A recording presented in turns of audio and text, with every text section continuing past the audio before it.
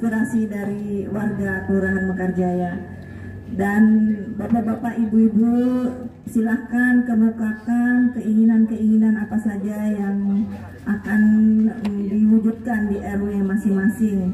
Karena insya Allah nanti Bapak Hasbullah bisa semaksimal mungkin akan berusaha untuk membantu kita di Kelurahan Mekarjaya. SMA Negeri 12 Cipayung, ke rumah saya malam-malam bawa proposal. Karena begitu dia datang, saya datang ke sekolahan, memang numpang, sekolahnya numpang. Nah, sekolahan SMA 12 Cipayung sudah punya tanah dan bangunan sendiri, sekarang sudah permanen. Terus tahun berikutnya kita menganggarkan untuk SMA 3 Negeri, SMK 3 Negeri di Kalimulia Pak, dekat rumah saya, dan SMA 4 di Tapos, dan terakhir kemarin dibangun sekolah baru di SMA Negeri 14 di Beji. Nah, harusnya tahun ini kita beli tanah untuk SMA Negeri 15. Berarti tahun depan bisa dibangun fisiknya. Tahun depannya lagi beli tanah lagi, tahun depan fisik lagi. Artinya saya bertekad sebagai anggota dewan dari Depok di Jawa Barat terutama untuk memperjuangkan paling tidak setahun sekali ada SMA baru.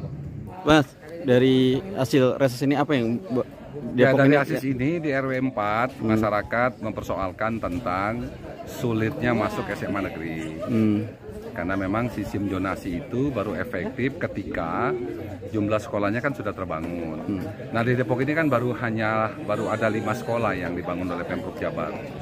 SMA 11, SMA 12, SMK 3, SMA 4 kalau nggak salah, SMK 4, SMK 3, sama SMA 14 terakhir di Beji.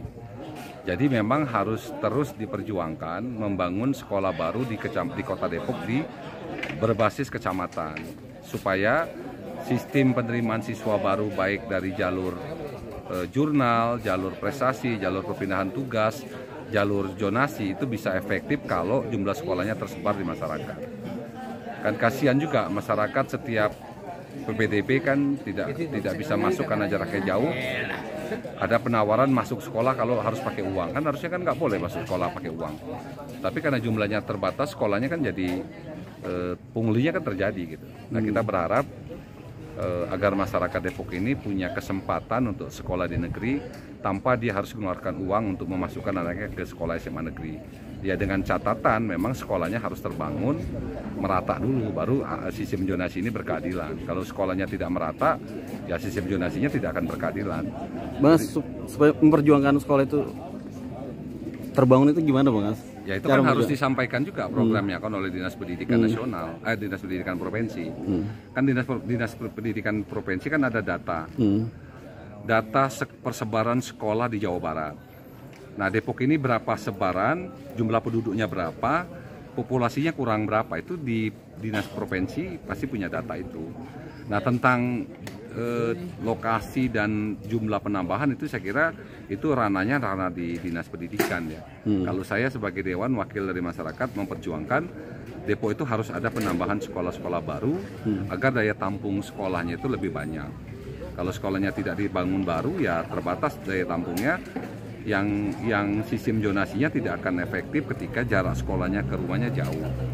Nah, tapi itu tentu semua daerah 27 kabupaten kota di Jawa Barat itu pasti punya data tentang sebaran sekolah.